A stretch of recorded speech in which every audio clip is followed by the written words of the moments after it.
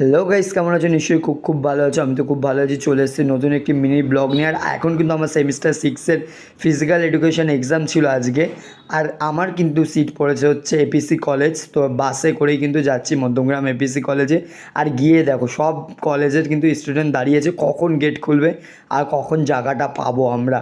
তো এত রোদ পড়েছিল আর এই যে আমার বন্ধুরাও সব দাঁড়িয়েছিল। এবার কিন্তু আমরা যাচ্ছি, মানে ভিটিতে একটা বলে রুম ছিল, সেখানে বলতে বলতে যাচ্ছি, ঠিক আছে, আগে জায়গা পাওয়ার জন্য। তারপরে এই যে লাস্ট বেঞ্চ পেয়েছি।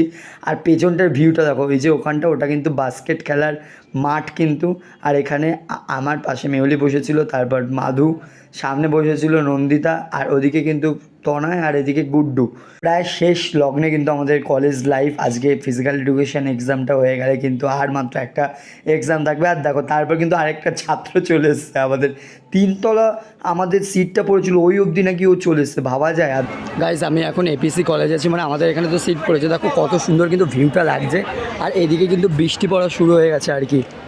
দেখো এই যে এখানটা রবীন্দ্রনাথ ঠাকুরের মূর্তি আছে, আর ওখানটা কিন্তু বাস্কেটবল খেলার যে জায়গাটা সেটা আছে।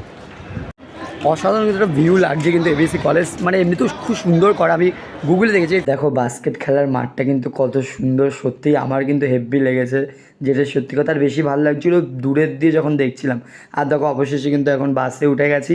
আমরা যাওয়ার সময় কিন্তু DN43-তে গেছি এবং আসার সময় কিন্তু DN43-তেই এসছি। আর আজকের এক্সামটাও দেখতে দেখতে শেষ হয়ে গেল।